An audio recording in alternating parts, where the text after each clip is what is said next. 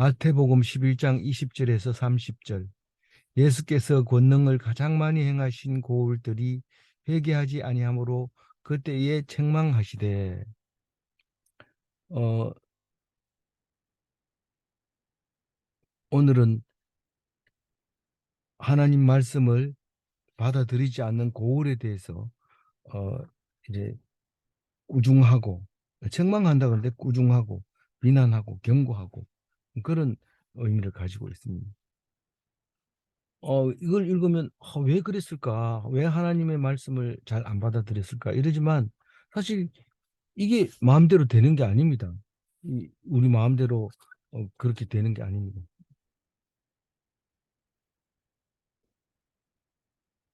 예.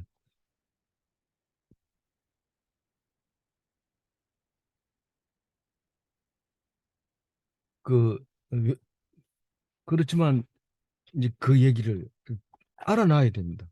우리가 우리 마음대로 안 된다고 해가지고 우리는 그냥 아무 책임이 없는 게 아니라는 거죠. 오늘 얘기는 어, 무슨 말일까요? 무화과 나무가 열매가 없는 걸 보고 저주한 것처럼 우리에게 핑계 댈 거 있으면 소용이 없습니다. 우리 마음대로 해냅니까? 이랬지만 그러면 우리 마음대로 할 수 없으면 내 마음대로 할게 그러고 죽여버리는 거죠. 우리는 할 말이 없어요. 죽이면 죽인 대로 살리면 살린 대로. 그건 너희들이 고난이 없는 것처럼 그 너희들이 믿음이 마음대로 못 가지는 것처럼 죽음도 너희들이 마음대로 못 죽는다고. 하나님 죽이면 죽을 수밖에 없는 거죠. 그러니까 우리는 이 성경을 읽으면서 무슨 뜻을 가지고 있는지를 정확하게 알아야 됩니다. 우선 어제 뭘 했는지 한번 생각해 볼까요? 세례 요한은 여자가 낳은 자 중에 가장 크지만 천국에 들어가기에 합당한 것에 대해서는 그 크기가 작다, 크지 않다. 천국에 들어가는 요건에는 선지자 가지고는 그렇게 크게 활동 그 들어갈 수 있는 점수가 많지 않고 우리는 천국에 들어가는 점수 많은 거는 긍휼히 여기는 거고 예수님을 믿는 거고 또 항상 기뻐하는 거고 감사하는 거고 기도하는 거고 이런데 그게 믿음이 없이 그냥 있음으로써 천국에 들어가 가지고 들어간다 하더라도 그것은 점수가 얼마 안 된다. 이제 이런 의미로 어제 읽었습니다. 그럼 오늘 보면은 음, 그 예수님이 여전히 이제 고을들에 대해서 그 제자들은 파송을 해놓고 예수님은 무리들에게 말을 했었죠. 세례 요한에 대해서. 그리고 오늘은 무리들에게 무리들이 당연히 듣겠지만 그 무리들에게 뭐라고 얘기하냐면 고을에 대해서 얘기를 하고 있습니다. 이 고을이 이 하나님의 말씀을 안 받아들임으로써 멸망하게 된다. 그 얘기를 하는 거예요. 여기서 권능을 가장 많이 행하신 고을들 이런데 이 본 동네를 얘기하고 있습니다. 본 동네는 가버나움을 중심으로 해서 주변에 있는 동네인데 거기는 그 막달라, 디베랴, 게네사렛, 가버나움, 고라신, 베세다 이 갈릴리 바다를 중심으로 북쪽에 있는 동네들을 다 말하고 있는 건데 이 본 동네에 있는 사람들이 말씀을 안 받아들였는데 권능이라고 하면 사실은 가르치고 복음 전하고 치유하고 이런 것을 하였음에도 나타냈음에도 불구하고 안 받아들인 거예요. 안 받아들였다는 게 회개하지 아니하므로 우리는 어제 집사님이 이게 성경을 보고 나를 보게 됐다. 그게 나를 돌아보는 거죠. 회개죠. 그게 예수님의 모습이죠. 그래서 예수님은 성경이 나를 쓴 것이다 이렇게 얘기할 때 우리도 그렇게 읽으면 예수님 닮은 겁니다. 딴 거 없습니다. 그래서 우리는 이 말씀을 들었을 때, 저게 나보고 하는 소리구나. 그렇게 들었으면 회개하는 거지만, 그렇지 않을 때는 회개했다고 말할 수 없는 거죠. 그래서 회개를 안 하면 어떻게 되느냐? 동네 이름을 일일이 부르면서 그렇게 얘기합니다. 21절 읽어볼까요?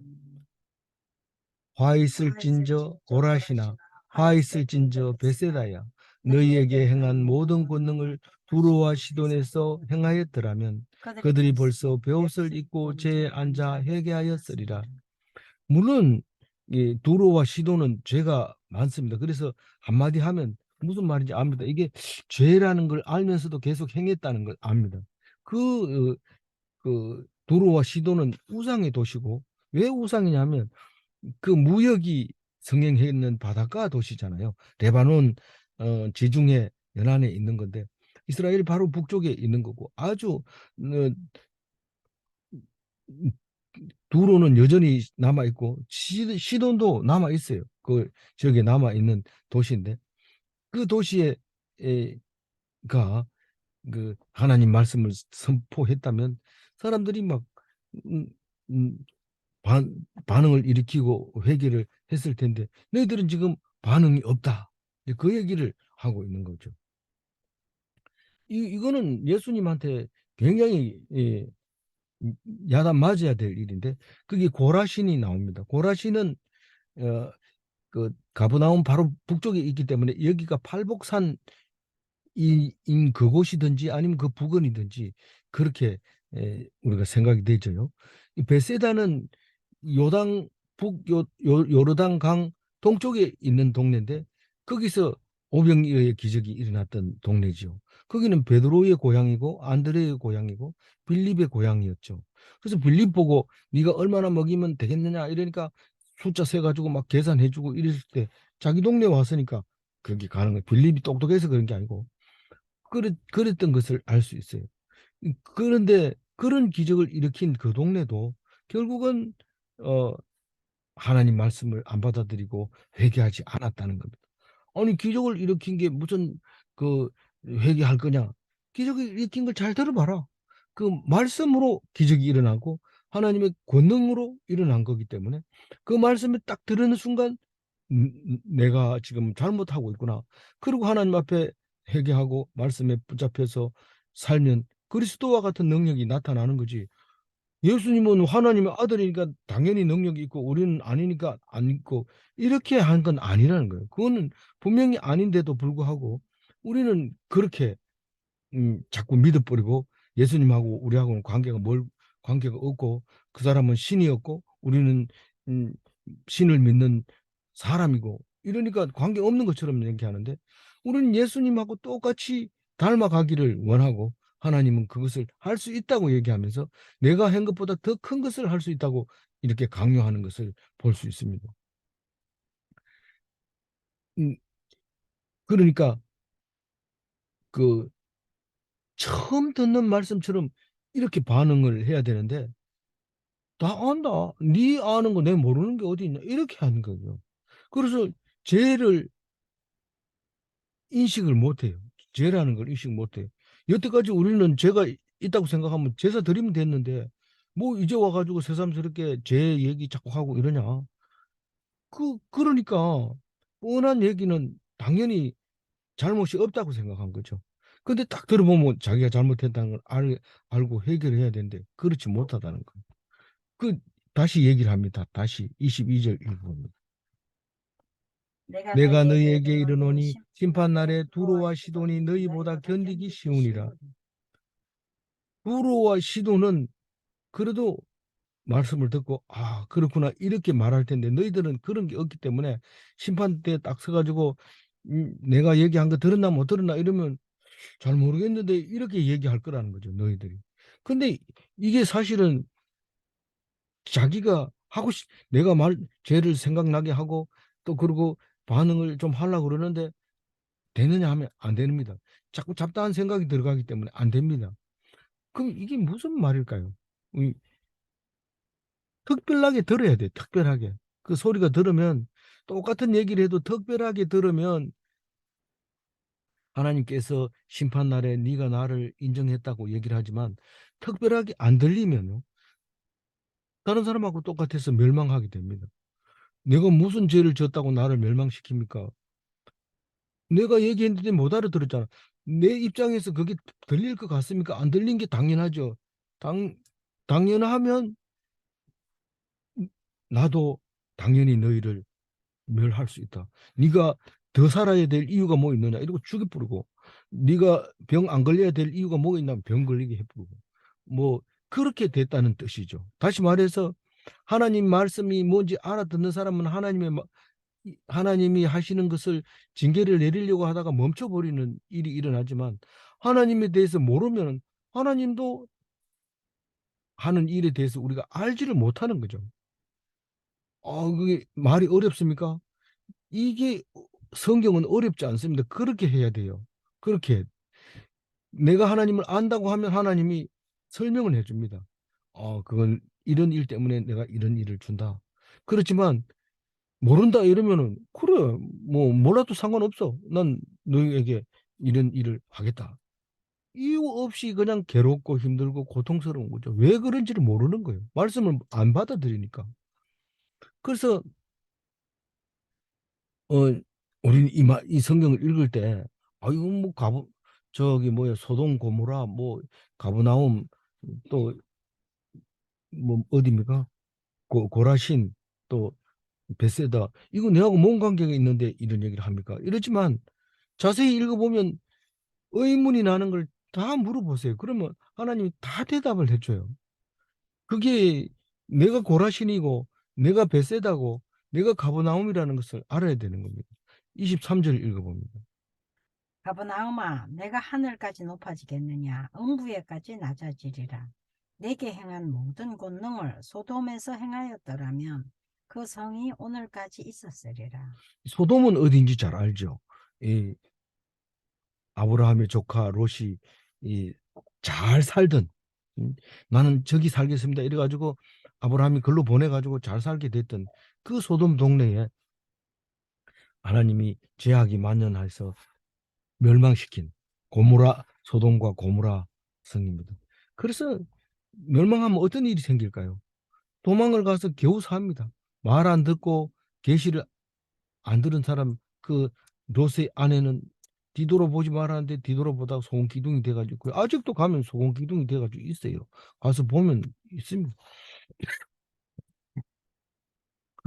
그것뿐만 아니라 겨우겨우 살은 딸 둘과 조카로 저기 롯 한 사람, 세 사람이 남아가지고 모압과 암몬 그 조상이 되잖아요. 그런 걸 보면은 우리가 하나님 말씀을 듣고 회개하지 않으면은 징벌을 받는데 그렇게 멸망하게 됩니다. 너무도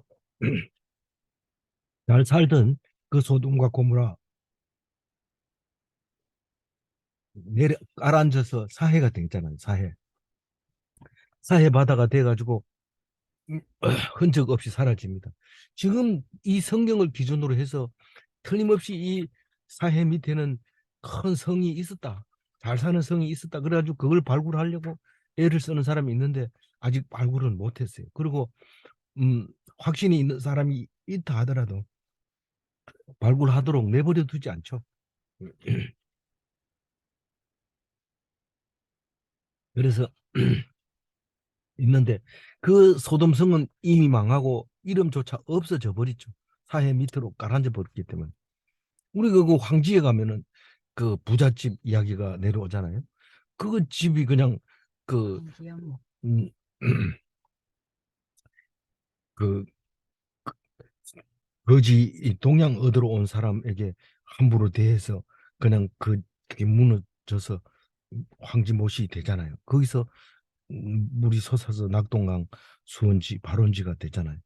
그 마찬가지로 이 사해 바다가 돼버리는 거예요. 소돔과 고모라가 망해서 땅 밑으로 끌어안고 그게 이제 사해 바다가 생겼는데, 그 황지 연못 그 얘기 듣고 황지 연못을 팔라고 하는 사람이 있다면 그는 어리석다 그러면서 못 파게 하겠죠. 그 마찬가지죠. 예. 그래서 이 그 소돔성이 멸망한 것은 그냥 망한 게 아니다, 죄악이 만연해서 그렇다라는 것을 말하고 있는 거죠. 그럼 가버나움도 그렇게 될 거다. 어. 이 아까는 했어요? 두로와 시돈보다 고라와 베세다, 그 본 동네가 더 나중에 멸망할지도 모른다. 그렇게 얘기하는 것처럼 이 가브나움도 그렇게 했어요. 가브나움에는 집이 있었고 모세와 모세 장모와 그리고 예수님도 거기에 주로 있었던 것 같고요. 그 주변에 동네 사람들과 또 동네에서 권능을 행했던 그런 것을 우리가 짐작할 수 있는 거죠. 이 음부라는 음, 얘기가 뭡니까? 어, 하늘까지 높아지겠느냐, 음부까지 낮아지리라 할 때 그 음부는 지옥을 말하고 있는 거예요. 그래서 뭘 안 믿으니까 지금 교만해져 있고 이 믿으면 바로 겸손해집니다. 근데 음, 음, 그냥 불신으로 말미암아 지옥 가게 된다. 그 말을 하고 있는 겁니다. 그래서 이거를 불신지옥이라고 정확하게 얘기를 하지만은 이게 소리 지르라고 이 교인들을 내보내면 예수 천당 불신지옥 이러지만 그게 몇 장 몇 절에 있느냐 이러면 모릅니다. 모릅니다. 그게 마태복음 11장 23절에 있다는 것을 말해야 되는데 이게 가파르나움이라고 가브나움은 지금도 현재 구글 지도를 찾아보면 가파르나움으로 나옵니다. 그럼 거기 가브나움이라는 영화도 나와 있고요. 그 동네가 이제 뭐 그렇게 크지는 않지만 아주 해변가에 에, 많이 오래된 동네가 있는 것을 알 수 있습니다. 그래서 소돔에서 행하였더라면 그 성이 오늘까지 있었으리라. 이 말은 심판 때에 견딜 것이다. 심판 때에 견디리라. 이런 말을 하고 있습니다. 음, 저, 그래서 24절 읽어볼까요? 음, 내가 내가 너희에게 너희에게 이르노니 이르노니 심판 심판 날에 날에 소돔 소돔 땅이 땅이 너희보다 견디기 쉬우니라 하시니라. 어, 이 그러니까 소돔 땅은 교만해서 망한 대표 동네라는 말이죠. 심판을 견디지 못한다 하는 그 멸망의 예표를 말하고 있는 거죠. 어, 우리가 교만은 어떤 건가 봐요. 요한복음 9장 41절 한번 읽어볼까요? 예수께서 이르시되 너희가 맹인이었더라면 죄가 없으려니와 본다고 하니 너희 죄가 그대로 있느니라. 이게 눈 뜬 맹인의 부모를 불러다가 네가 진짜 눈을 너희 아들이 눈 떴느냐 원래부터 눈 맹인이었느냐 계속 물어보니까 이 사람들이 내가 한두 번 대답한 것도 아닌데 왜 그렇게 물어보느냐 하니까 바리새인들이 막 야단치고 쫓아내 버렸어요. 그러니까 누, 그, 그 사람들 보고 바리새인들에게 이제 얘기를 합니다. 저기서 빼가지고 써라고 그랬어요.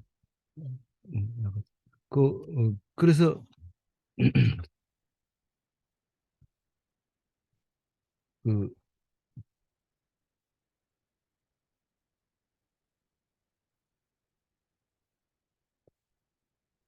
맹인이라고 생각하면 죄가 없지만은 그냥 빼서 쓰시면 됩니다. 본다고 하니 너희 죄가 그대로 있느니라 그렇게 말하는 거예요. 예, 예, 그걸로 하시면 돼요.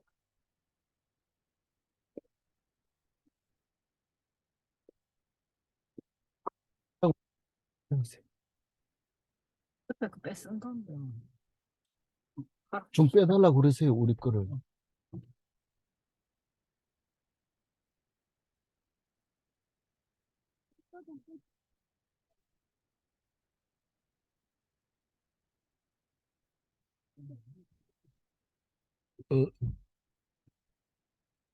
25절 한번 읽겠습니다. 그때에 예수께서 대답하여 천지의 주제이신 아버지여 이것을 지혜롭고 설기 있는 자들에게는 숨기시고 나타내심이 감사하나이다. 왜 아까도 얘기를 했지만 우리 동네는 좀 회개하고 싶다. 하나님 우리가 뭔 잘못되어 있습니까? 나는 회개하고 싶은데 왜 회개를 못하게 합니까? 회개하는 마음을 안 줍니까? 주셔야 될 회개할 거 아닙니까? 이렇게 얘기할 거 아니에요. 그런데 그 어, 하나님이 처음부터 이 동네는 회개를 안 하는 동네로 찍어놔 버렸다는 거죠. 계획해 놨다는 거예요. 그게 25절 얘기예요. 예수가 그렇게 말합니다. 하나님 앞에 이제 기도하는 거죠. 천지의 주제이신 아버지요. 기도하는 거예요. 아버지한테, 하나님한테. 뭐라고 기도하느냐면 지혜롭고 설기 있는 자들에게는 숨기시고 어린아이들에게는 나타내심을 감사하나이다. 이 말은 뭔 말입니까? 지혜롭고 설기 있는 자들은 신앙 예수 그리스도인으로서 보고 말하는 게 아니라 세상 지혜롭고 설기 있는 자들을 말하는 겁니다. 누굽니까? 그게 종교 지도자를 말하는 거예요. 교만한 자들, 높아진 동네, 그리고 그 사람들한테 말하면 무슨 말인지 못 알아먹어요. 내가 성경을 여태까지 들어도 그렇게 말한 사람은 처음 봤다. 뭔 말인지 모른다는 거예요. 그래서 받아들이지 않는다는 그 말입니다. 아이들은 또 뭐예요? 이 말씀을 알아들어요. 아이들이. 무식한테 어떻게 알아들을까요? 불쌍한 사람들에게는 그게 들려요. 불쌍하지 않는 사람은 안 들려요. 심령이 가난한 자는 복이 있나니 이렇게 얘기하는데 그게 안 들리죠. 부유한 부자는 천국에 들어가기가 낙타가 바늘 끼보다 들어가기 어렵다 이렇게 말할 때 부자가 콧방귀 끼면서 그래서 내가 뭐 못 간다는 뜻이 아니잖아 뭐 이러면서 끝까지 그 말씀을 알아들을 생각을 안 합니다. 근데 가난한 사람은 그게 무슨 말인지 알거든요. 하나님 위로하는 말씀이고 그게 네가 잘하고 있다는 말씀이고 네가 그런 마음을 가지고 있다는 것은 하나님이 너에게 준 건데 그 말이 굉장히 중요하다. 그 말을 하고 있는 거란 말이죠. 그래서 그게 아이들이라고 얘기하는 거예요. 말씀을 알아듣는 사람이 아이들이에요.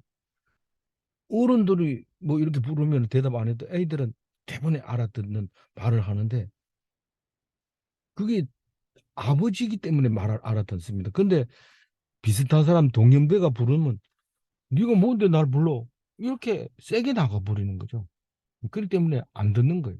그래서 그 교만한 동네들, 높아진 동네를 이렇게 표현하고 있습니다. 근데 26절 읽어볼까요?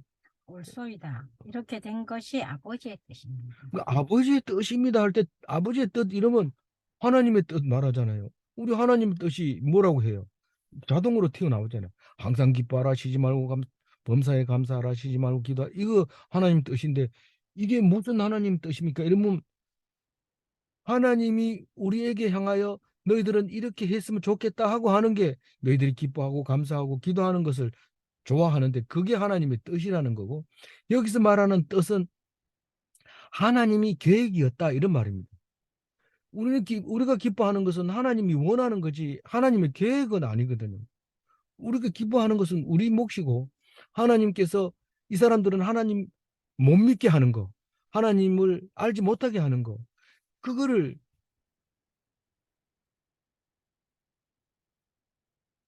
그거가 하나님의 뜻이라는 거죠. 하나님의 계획이라는 거예요. 그러면서 내일 가도 이게 하나님의 뜻이 또 나옵니다. 내일은 또 한 가지를 더 주기 때문에 그 세 가지만 알면 될 것 같아요. 그거 확실하게 알면 돼요. 어, 27절 읽어볼까요? 내 아버지께서 모든 것을 내게 주셨으니 아버지 외에는 아들을 아는 자가 없고 아들과 또 아들의 소원대로 계시를 받는 자 외에는 아버지를 아는 자가 없느니라. 이 27절 얘기는 알 것 같기도 하고 모를 것 같기도 하고 모르는 게 없을 것 같지만 사실 자세히 생각해 봐야 돼요. 하나님을 아는 자는 누구냐 하면 회개한 자, 제자, 성도, 말씀을 듣고 이해하는 자, 그걸 말하는 거예요. 그게 하나님 아는 자인데 모든 것을 받은 하나님의 아들. 하나님은 예수님에게 아들에게 모든 것을 다 주셨어요. 그러니까 만유의 주예요. 모든 것을 다 주셨어요. 뭐, 온 인류 만물, 우주 만물까지 다 하나님 아들 예수님에게 줬어요. 그러니까 하나님이라고 부르는 거죠. 그리고 하나님만 알고 있는 유일한 아들이 예수라는 거예요. 예수 외에는 다른 이름을 준 적이 없다는 거예요. 그렇게 주신 거고, 예수를 예수의 계시를 받은 자가 누굴까요? 예수 예수님이 가지고 있는 성령 똑같은 걸 가지고 있는 사람, 이렇게 말할 수도 있지만은 우리는 이거를 예수님이 택한 성도, 택자들을 말하고 있는 겁니다. 그러니까 예수님의 택함을 받은 사람들이나 예수님의 성령을 가진 자, 이 아들의 소원대로 계시를 받은 예, 예수의 소원대로 계시를 받은 자, 이 사람들이 하나님을 아는 자, 회개한 자, 제자, 성도다. 그렇게 이 27절을 읽을 수 있는데, 그것을 찬찬히 묵상을 하면 그 말씀이 나오지만은, 그냥 빨리 읽으면 말 뜻은 알지만 그게 내가 해당되는 건지, 누구는 거기에 해당되는 건지 잘 모를 때가 있어요. 그래서 하나님의 아들은 모든 권한을 받았고, 모든 능력을 주었고, 모든 지혜를 주었다는 사실을 외워야 돼요. 이거 안 그러면 금방 안 나옵니다. 그리고 어 하나님을 아는 사람은 몇 안 되는 거예요. 많지 않아요. 하나님을 아는 사람이. 그래서 다른 사람은 그런데 왜 나만 그래요? 이렇게 하면 안 돼요. 사람 수가 적어요. 그리스도인의 수가 많지 않아요. 어, 유대인들도 원래 뜻으로 따지면 다 믿어야 되지만 믿는 사람이 얼마 안 돼요. 그리고 이방인들 숫자가 많지만 그래도 얼마 안 돼요. 그래도 그 숫자가 바다의 모래같이 하늘의 별과 같이 많은 숫자라고 말하고 있어요. 그래서 믿는 자의 수를 제한합니다. 다 알지 않게 합니다. 그러니까 말씀을 듣고도 못 알아듣고, 또 말을 한마디만 해도 회개가 막 일어나고, 이런 고울들이 생기는 거나 마찬가지로 그것은 하나님이 하시는 거예요. 우리 마음대로 못 하는 거예요.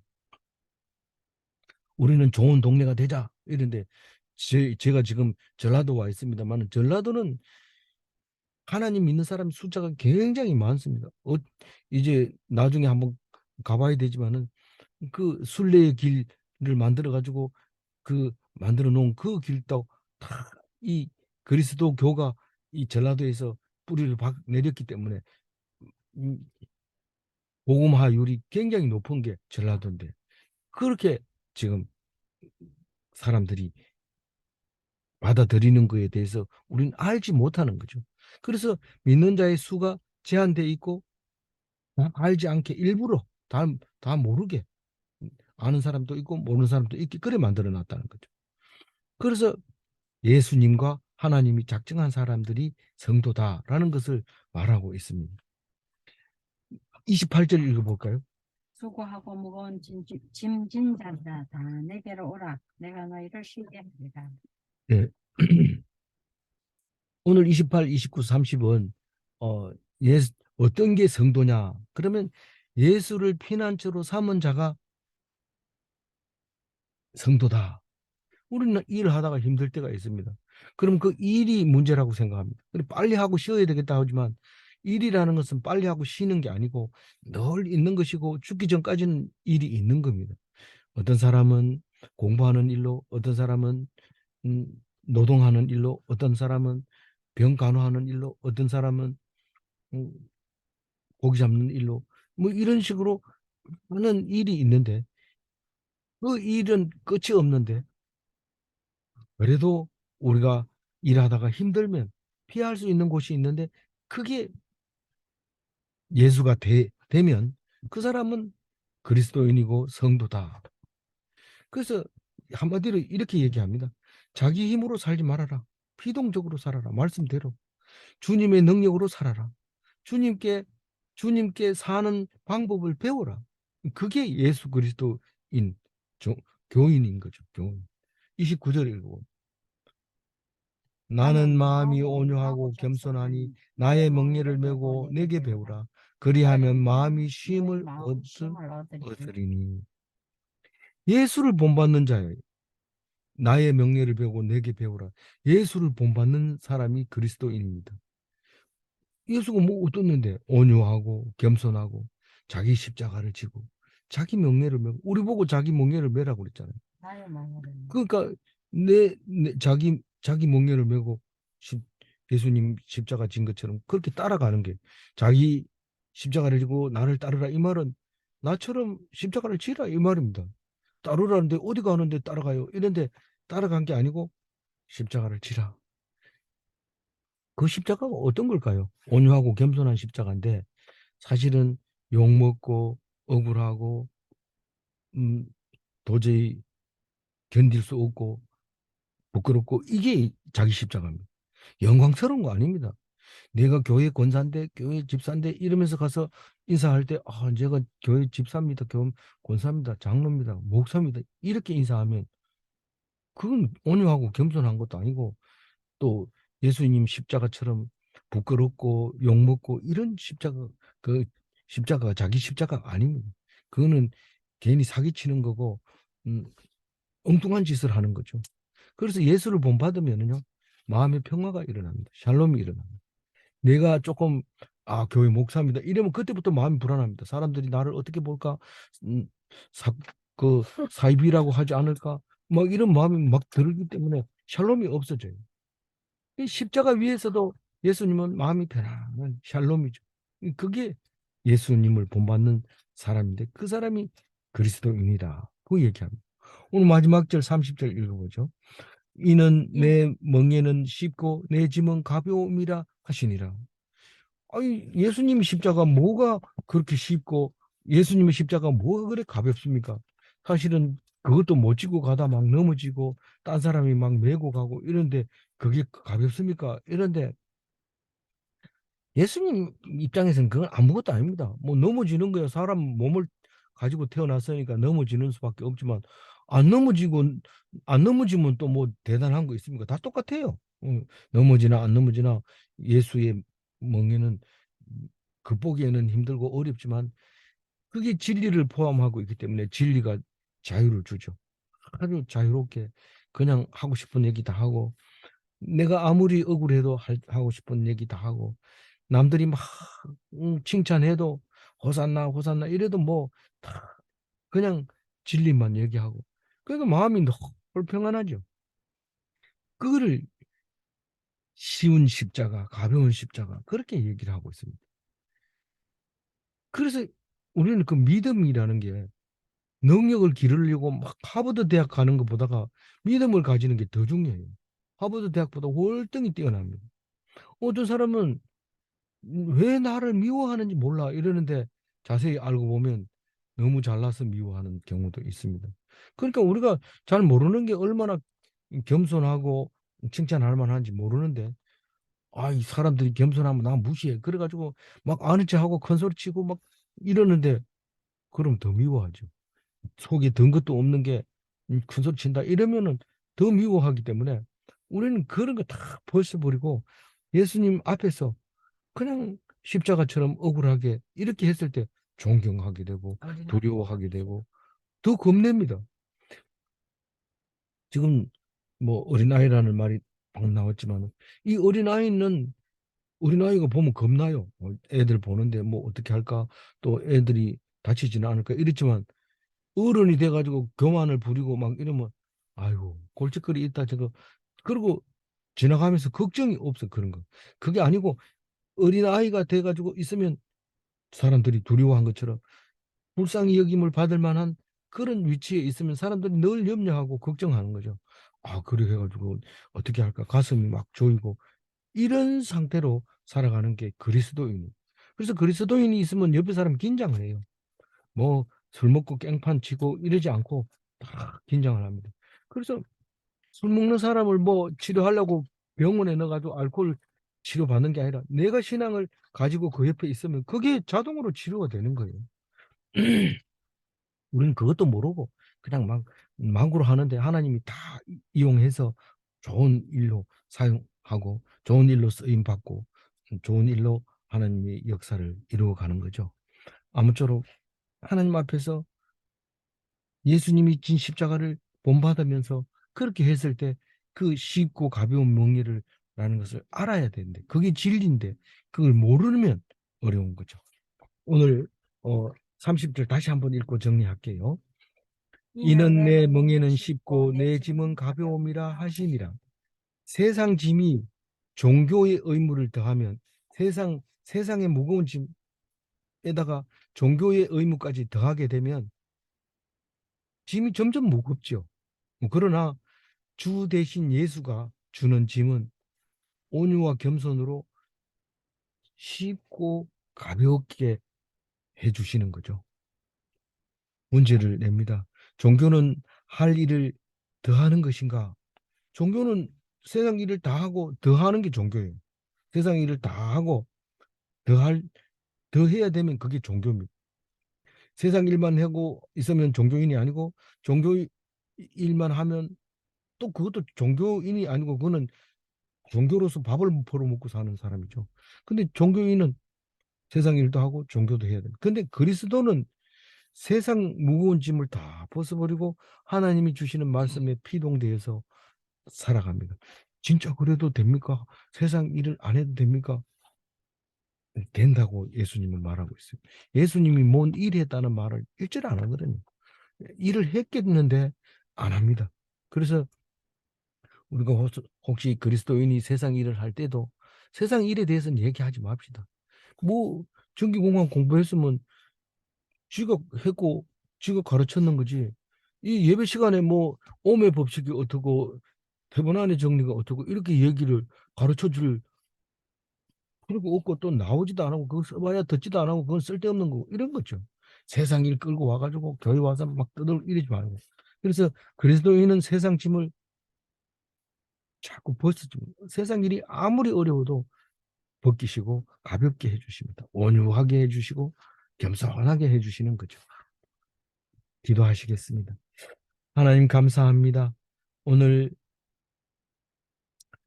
가벼운 십자가, 쉬운 십자가를 우리에게 보여주면서 내 멍에는 쉽고 가볍다고 말씀하실 때에 우리는 알지 못하고 세상 일도 놓지 않고 또 종교의 의무를 더함으로써 더 큰 짐이 되는 사람들을 보게 됩니다. 내가 그렇게 했습니다. 이제는 오직 주님만 의지하며 가벼운 나의 십자가를 지고 갈 수 있도록 말씀으로 들어주시고 우리 대신 십자가를 져주신 예수님께 감사드립니다. 오직 주님만 의지하며 이 땅을 저 천국과 같이 살아갈 수 있도록 도와주옵소서. 어떤 사람들은 병과 싸우고 어떤 사람은 죽음으로 말미암아 여러 가지로 걱정 근심할 때 우리는 병에 대해서 싸울 이유, 병과 싸울 이유가 없고 병을 다 물리치는 능력을 받았고 또 죽음에 대하여 두려움이 없고 죽음을 이긴 자 되었다는 것을 알게 하여 주시고 오직 잘 죽는 또 잘 사는 그런 그리스도인이 되게 하여 주옵소서. 감사하옵고 우리 주 예수 그리스도 이름으로 기도 올리옵나이다. 아멘.